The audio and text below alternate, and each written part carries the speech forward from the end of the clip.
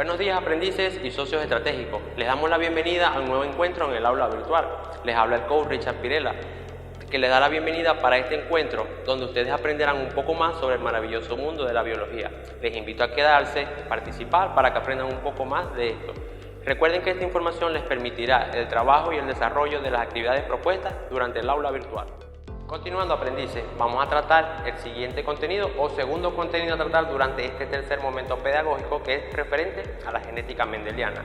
Pero para saber lo que es genética mendeliana debemos conocer qué es la genética. La genética no es nada más que una rama o una ciencia auxiliar de la biología que se encarga del estudio del modelo de ADN o del ADN para desentrañar todo lo que es esos genes o alelos, los cuales son capaces de transmitirse de una generación a otra. A la vez, el ADN tiene infinidad de secuencias, las cuales determinan distintas características como son color de ojos, estatura o en algunos casos posibles enfermedades que son hereditarias. Esa genética es la encargada de explicar esos fenómenos que ocurren durante el desarrollo de la vida. Continuando con esto, seguimos con lo que es los trabajos y estudios de Gregor Mendel. ¿Quién fue Gregor Mendel? Él fue un científico naturalista encargado o especializado en esos estudios de la genética. Obviamente, para ese periodo no se sabía o trataba ese fenómeno. Él se centró en una planta muy conocida para él y fácil de estudiar debido a que su manipulación era muy sencilla, que era la planta de arveja como la conocemos nosotros, o el nombre científico que es el Pisum sativum. Esa planta, él estudió ciertas características particulares que iban variando durante su desarrollo. Las podemos observar acá en el siguiente cuadro. Acá podemos observar una imagen de Gregor Mendel en el cual se centraba en su estudio del Pisum sativum. En este cuadro podemos observar distintas características con las que él estudió, en las cuales podemos resaltar el color de la vaina, la forma de la vaina, la textura, la posición de la flor, la estatura, entre otras. Él resaltaba algo particular, él resaltaba características que se repetían constantemente o características que eran muy poco frecuentes. Él las resaltó como características dominantes y características recesivas. En el caso del color de la posición de la flor, teníamos que estaban algunas en posición axial, en otras en posición terminal. En cuanto a la textura de la vaina, unas eran lisas, otras eran rugosas. En cuanto al color de la vaina, estaba el color amarillo o el color verde, que era el menos frecuente. Teníamos la estatura de la planta, cuando era alta era dominante, cuando era baja era recesiva. Entre otras características que él dio cuenta o se daba cuenta de que esas características eran unas más frecuentes que otras y las denominó dominantes y recesivas. Continuando con sus estudios, Gregor Mendel postuló o propuso 3 leyes, las cuales denominó. En la primera y segunda ley, como podemos observar acá, la primera ley recibe el nombre de ley de uniformidad. Esta ley habla de que individuos de 2 líneas puras para caracteres dominantes o recesivos, al tener su primera generación, todos los individuos tienden a parecerse a uno de los progenitores, por lo general el de los rasgos dominantes, y hay una totalidad de un 100% de características heterocigotas, es decir, características híbridas.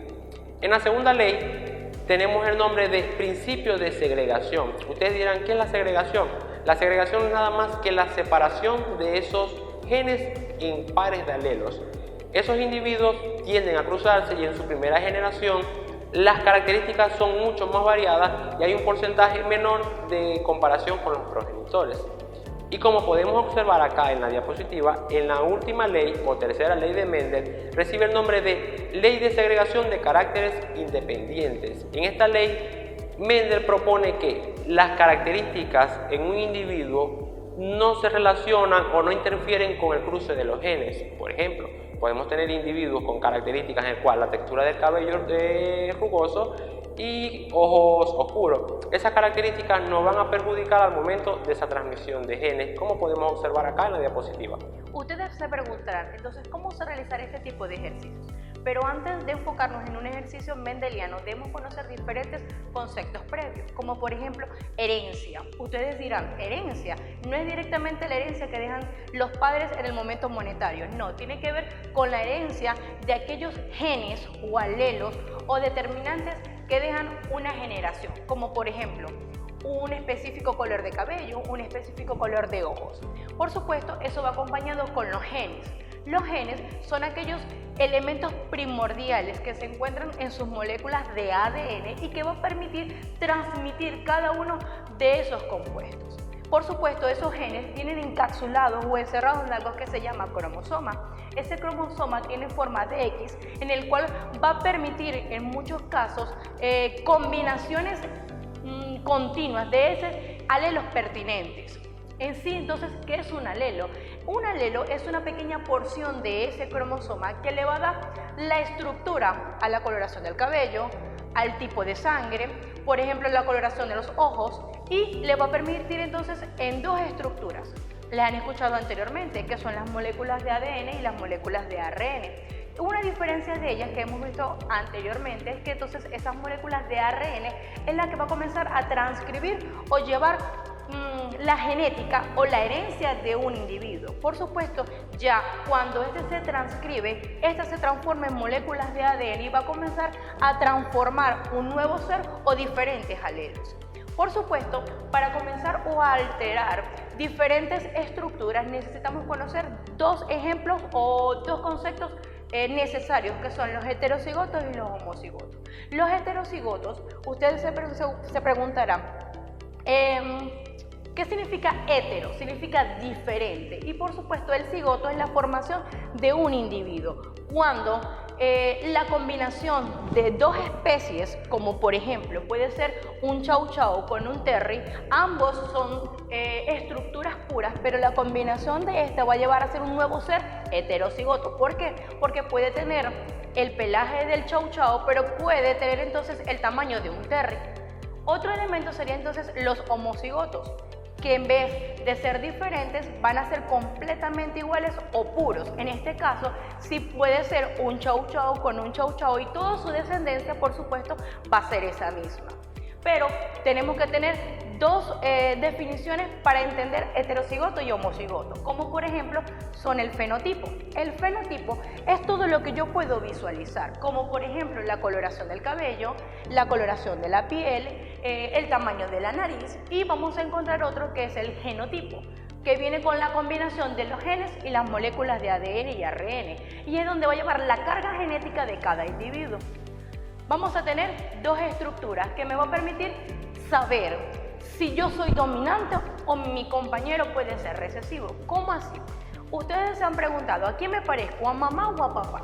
Si ustedes tienen características más elevadas, como por ejemplo, color del cabello oscuro, coloración de los marrones oscuros, como por ejemplo el cabello rizado, ustedes van a tener una dominancia más pertinente. En cambio, si su coloración del cabello es amarillo, si su coloración de piel es más blanca, entonces ustedes van a ir a un campo más recesivo. ¿Cómo se va a dar entonces las combinaciones? Dependiendo de la pareja de la cual ustedes escojan o de las razas que éstas se unifiquen.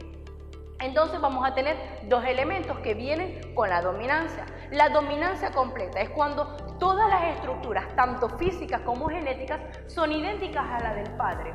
Y vamos a tener una dominancia intermedia, que es cuando características como por ejemplo solamente la coloración de la piel puede ser de la madre, y todos los elementos como la forma del ojo, el tamaño o la estructura de la nariz pertenecen entonces al padre. Todas estas definiciones le van a permitir a ustedes ubicar en una tabla específica, como se llama cuadro de Punnett. Ese cuadro de Punnett les va a identificar qué tan acertado o no ustedes pueden ser dominantes en un cruce. Les voy a dar una serie de ejemplos para que ustedes lo hagan más cotidiano. Ustedes se preguntarán, ¿quién será dominante y recesivo? Por eso ustedes ven estructuras, el Coast tiene el cabello, por ejemplo, más claro, yo lo tengo oscuro, su tonalidad de la piel es más blanca, la mía es más morena. Por ejemplo, vamos a tener estructuras que me identifican a mí como dominante y a él como recesivo. Por ejemplo, yo le voy a decir al Coast que si tiene, por ejemplo, el famoso pico de viuda. ¿Qué es el pico de viuda? Es la V que se forma entre el cabello y la frente. Por ejemplo, yo la tengo. Eso me da estructura, que yo sea en la coloración o la forma en que tiene el cabello sea dominante. Otro elemento, por ejemplo, si el coach me lo permite, ustedes pueden ubicarse en la parte superior de su oreja, va a aparecer como una pequeña protuberancia. El coach, por supuesto, no la posee, directamente es una pequeña abertura, yo la poseo y eso me va a dar la dominancia, por ejemplo, en la coloración de la piel. Tenemos otro elemento, Vamos a ver si el coach lo puede hacer. Él va a doblar la lengua en forma de U. A ver, coach. Yo, por ejemplo, también puedo doblarla, que me indica entonces que en ese alelo, en la estructura, por ejemplo, de la cara, ambos podemos dominar, y un posible cruce entre nosotros dos puede identificar que tenga el alelo como él o el alelo como yo, pero puede ocurrir que estos alelos choquen y como consiguiente tengo un alelo completamente diferente al del padre o al de la madre. Otro de los alelos que ustedes pueden determinar en su hogar es, por ejemplo, si pueden llevar el pulgar hasta la parte más externa, el coach. Es decir, que por ejemplo, en la forma o estructura de su cuerpo, ambos somos también codominantes, como lo acabo de explicar. En algún momento también en el entrecruzamiento de estos genes va a permitir que se parezca a él o que se parezca a mí. Otros elementos también necesarios, por ejemplo, es la coloración de los ojos, también en el tipo de sangre.